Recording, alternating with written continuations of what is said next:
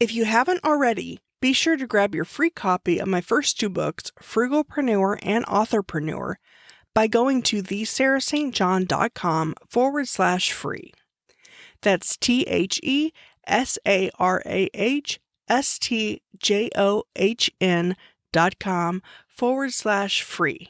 Now on to the show.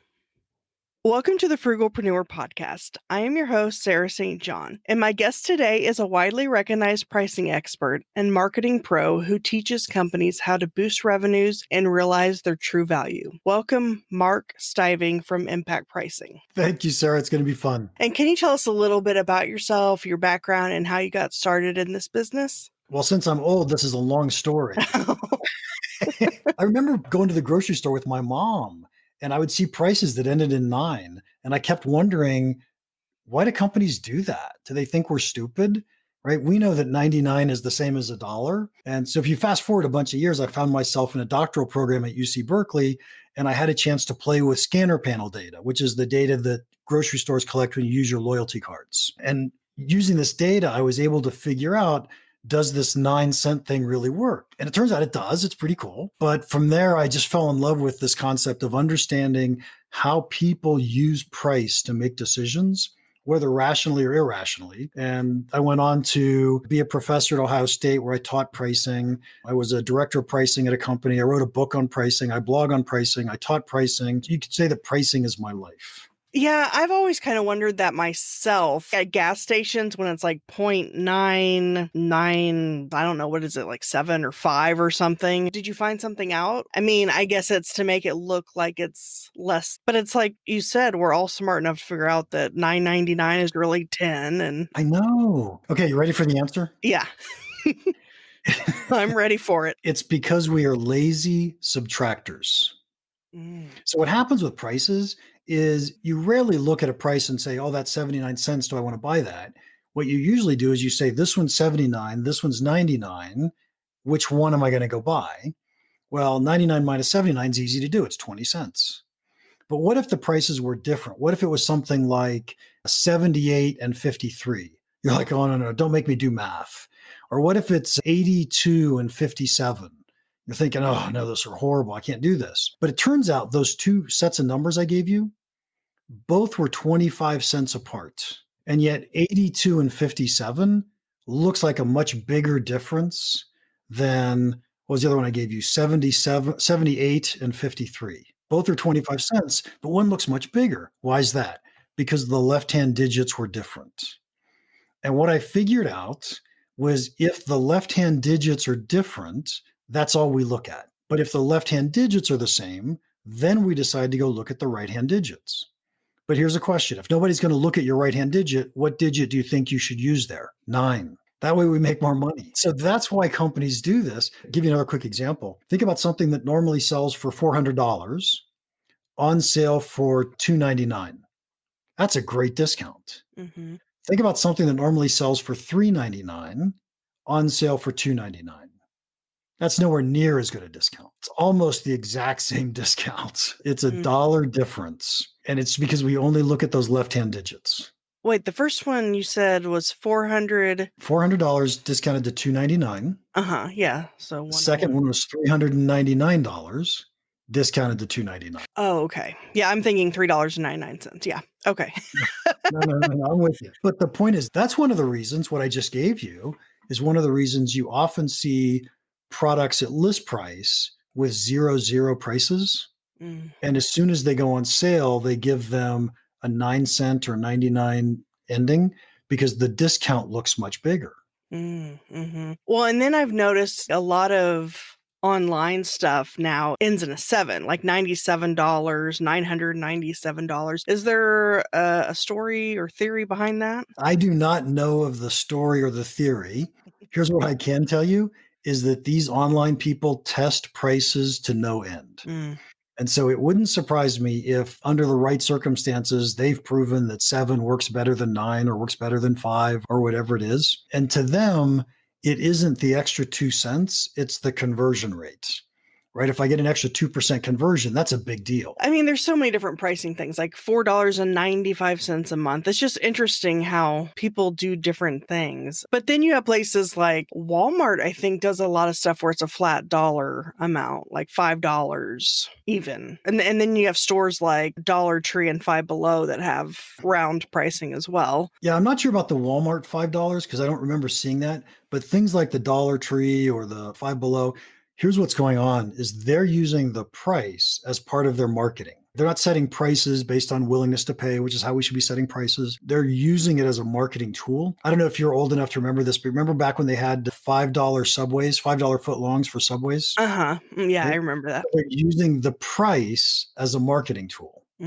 which is pretty cool. It's really valuable. One more quick hint for you on price endings. Oftentimes, products that end in 00 are seen as higher quality products. So back a long time ago when I was writing my dissertation, I went to all these different shoe stores. And here's an amazing thing that I found at shoe stores. Every shoe up until, let's say it was about $120, ended in 99 cents or $9. So it would be like 109 or 79 or 59. Once you hit that $120 mark, it switched to 00.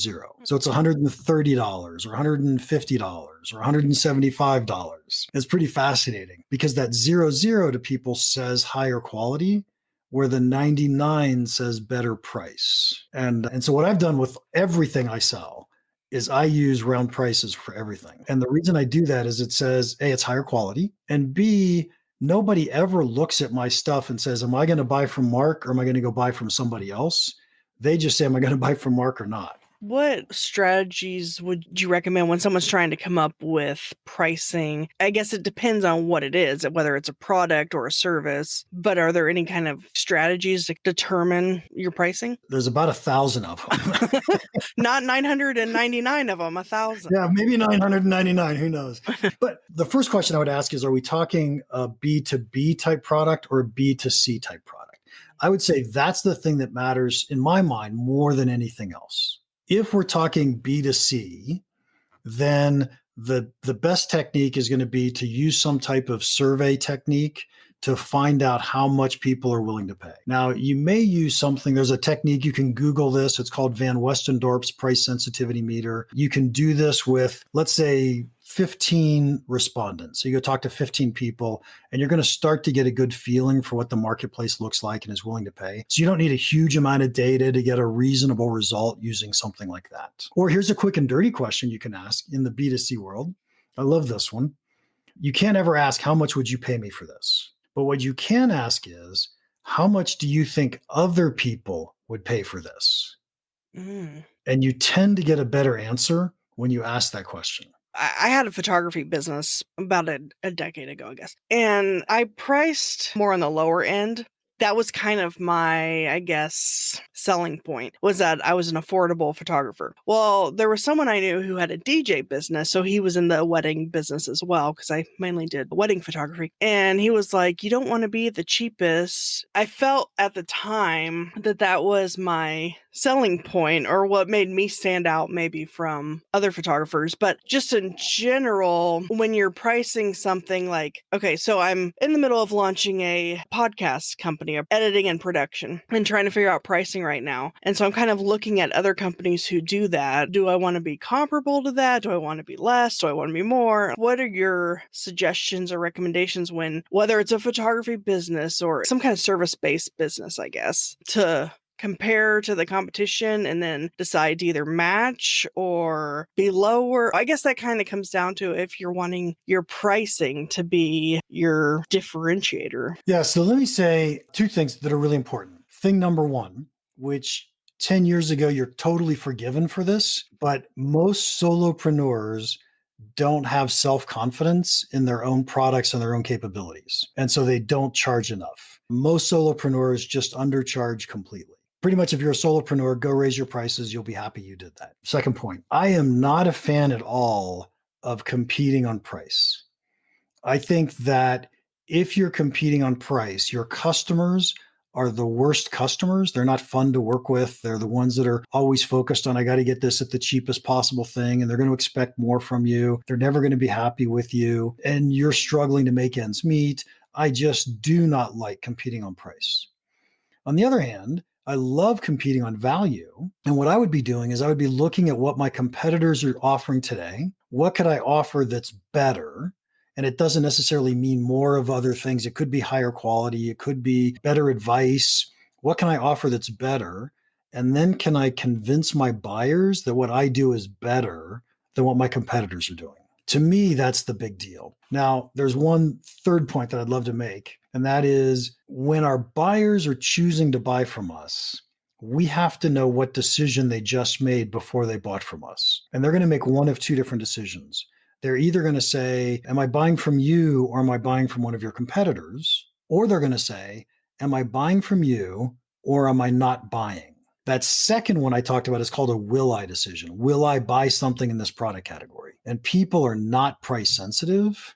They're not even thinking about our competition. We should not be talking about our competition. On the other hand, if they're deciding between me and my competitor, then what I want to make sure is that I know how I'm different from my competition and be able to explain that well to my buyers. Yeah, those are good points because I was kind of thinking along those lines already, looking at the other companies and looking more at what they're offering and what can I offer more. So, like a lot of them don't offer a podcasting website included, but that's a plan that I have. That's just one thing that I'm going to add in there. So, and then how do you determine when it's time to raise your price and by how much? There's actually a lot of different answers to that question. If you're a solopreneur and you're essentially selling hours, and so by selling hours, what I mean is I get an order, which means I have to work another 4 hours this week in order to take care of whatever that customer wanted from me. So if I'm essentially selling hours, then what I would recommend is how many hours a week do you want to work? Let's pretend the answer is 40. Once I get to 30 hours, I raise my prices.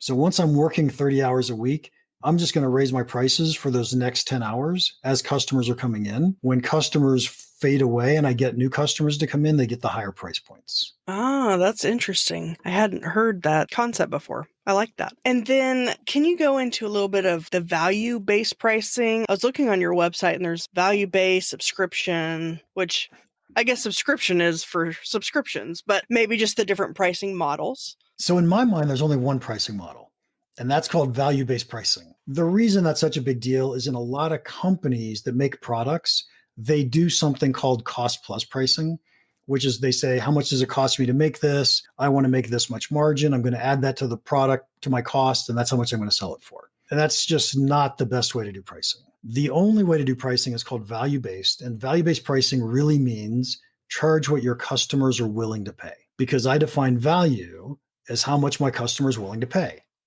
Now, the hard part is figuring out how much is my customer willing to pay. And those are some of the things we've been talking about. So in that B2C world, we talked about going out and doing Van Westendorp's price sensitivity meter with your customers and asking them those questions. Or what we were talking about with you a second ago was looking at how much my competition is charging.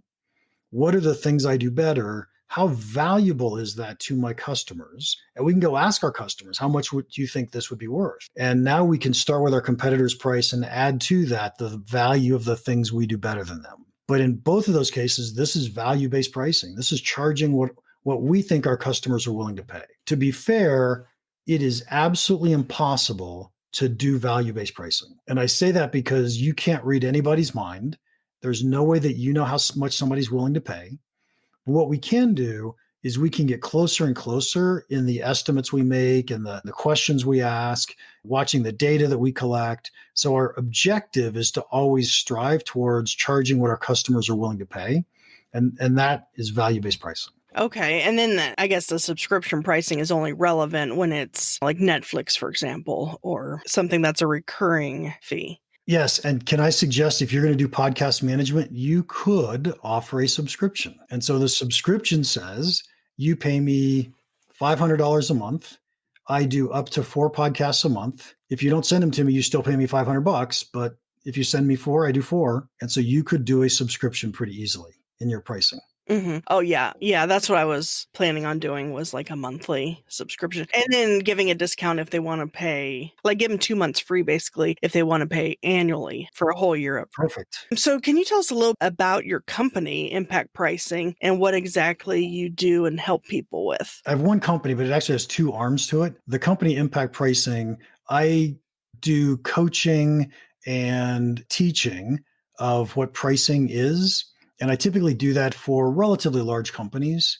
So I'll mentor people inside the company. And then I have another arm, which is called championsofvalue.com. And at championsofvalue.com, I have an online education program. Today we've got 5 courses. I put up a new course every other month or something like that. But we've got 5 different courses on what pricing is, how you think about it. So different topics in pricing.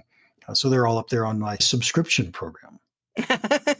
Speaking of subscriptions, Yes. I saw that you have a subscription growth calculator on your website. How does that work? I haven't tried it yet. I should, though. Here's what the subscription growth calculator does for you. Subscriptions are different than most other businesses in the following sense.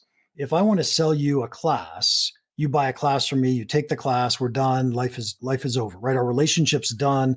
We still like each other and maybe we'll do business again someday, but we're essentially done. But in a subscription, I get you to join my subscription site and then I need you to stay with me, right? So it isn't only I have to get the order, but now I got to keep my customer. And it turns out you can also grow customers because once I've got a customer in my network, now could I get you to upgrade to a different package? Could I get you to use more of my product and pay me more for it? Can I get you to buy something else? Can I raise your price? There's lots of ways that I could get more money out of my current subscribers. And so I think of that as having these 3 different revenue buckets that I call win, keep, and grow.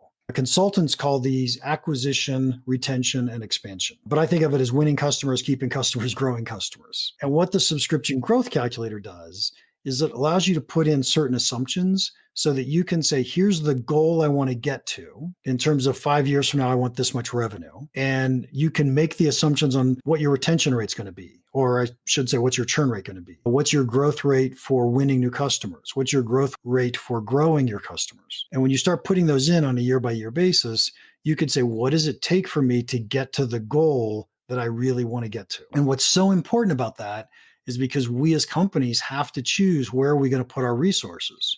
Are we going to put our resources on winning new customers? Are we going to put our resources on keeping our current customers? We're going to put our resources on growing our current customers. And that shifts over time. Okay, so it's like you put in what you would like to be making and what your subscription price is, and then how many people you would need to get there. So when you mentioned focusing on getting new customers, keeping the ones you have, or growing the ones you have, what would you say is the most important? That's actually the $1 million question, That's just the best question. So it turns out when you first start, you better be focused on winning, right? Because if you don't have any customers, the other 2 buckets don't matter. So we got to go figure out how do we go win new customers. As soon as you start winning customers, you got to start focusing on keeping customers. For a long time, you don't have to worry about growing customers. You got to focus on winning and keeping customers. And then once you've got a decent sized customer base, then you're going to find it's much, much easier as a company to grow if you start focusing more on growing your customers than winning new customers. Yeah, that's what I was thinking. Yeah. So obviously you have to find customers first, but then once you have an amount that you find acceptable, I guess, then you have to focus on keeping them. As far as retention strategies, I mean, that has to go along with keeping customers. So it's the one of the 3 buckets I focus least on because it has less to do about pricing. But I'll give you a few pointers on retention, if I may. First pointer is onboarding. When we first bring a customer into our subscriptions, we need to make them feel super welcome. We need to make them productive as quickly as possible and using our product as quickly as possible. Because what we don't want is for them to churn out quickly. So we get them up to speed and we get them to getting value out of our product quickly.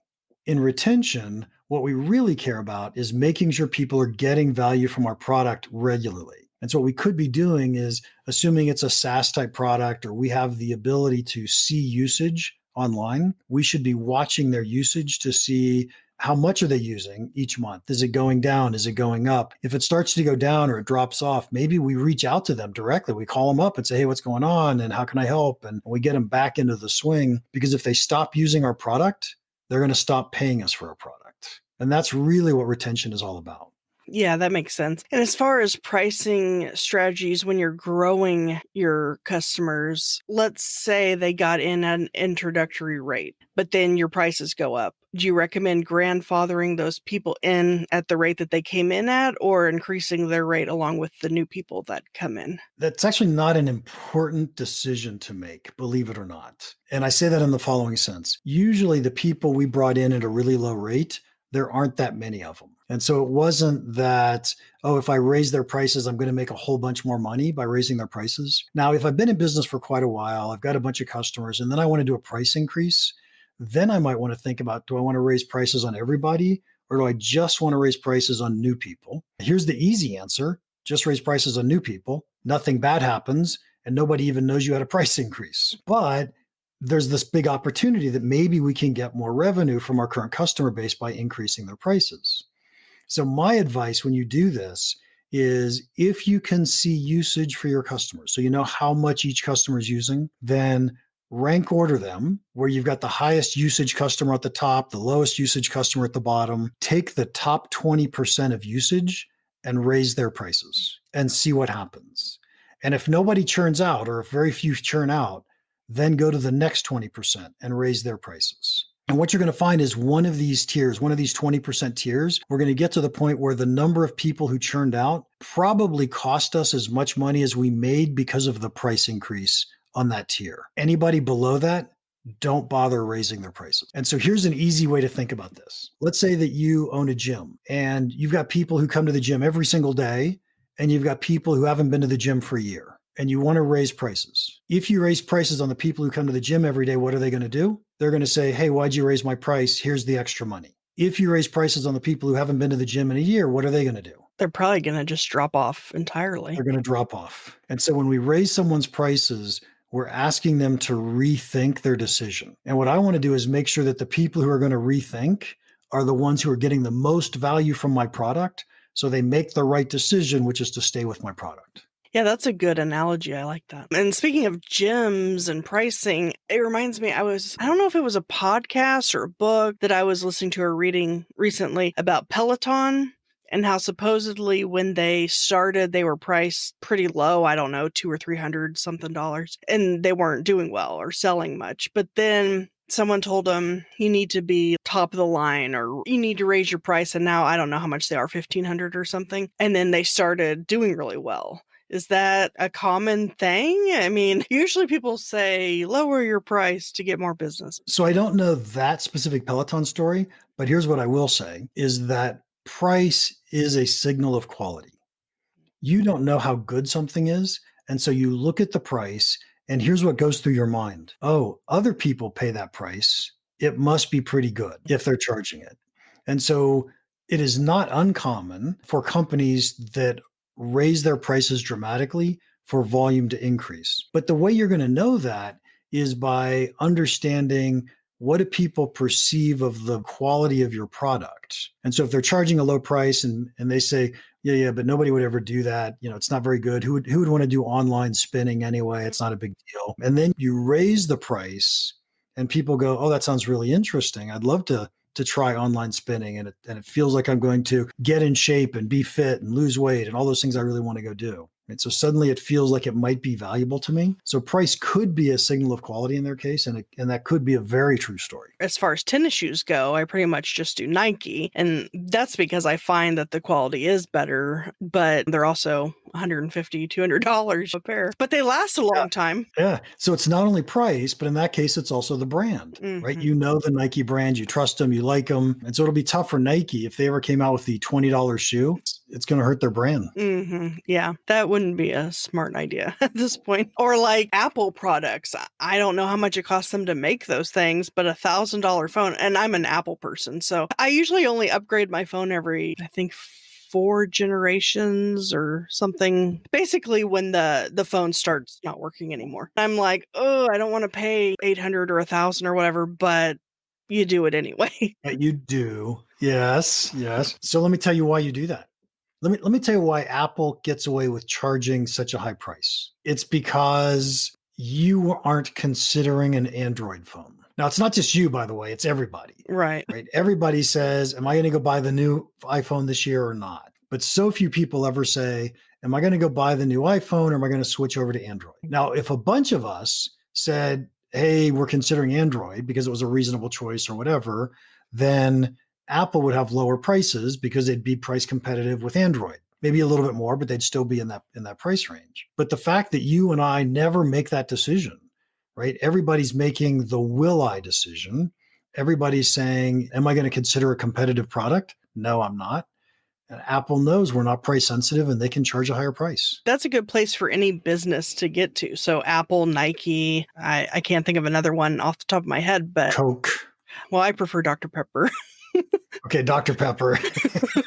Whatever you've gotten your tastes or your brands for, that's what you're up for. Yeah, so it's like rarely will someone switch over, I guess, once they get used to something. It's hard because brands, this isn't exactly pricing, but it's close enough. Brands essentially indicate trust. You like Dr. Pepper because every time you have a Dr. Pepper, you get the same flavor, the same feeling. It's this consistency. You trust that this is what you're going to get, and you're willing to pay money. Or if you bought a Mr. Pibb, which supposedly tastes a lot like a Dr. Pepper, you're thinking, yeah, I don't really trust that. It's not going to be as good. It's not going to be what I like. So you don't buy it.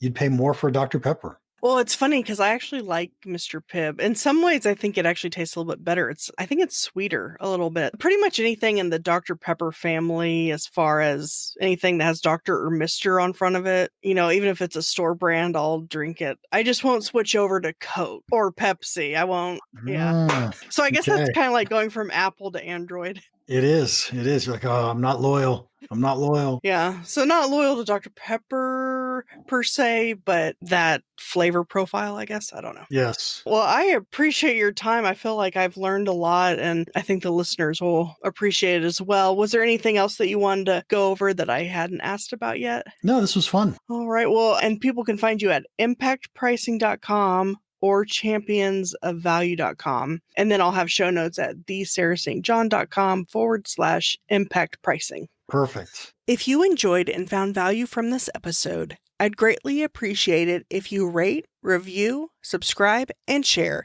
at ratethispodcast.com/frugalpreneur. Until next time.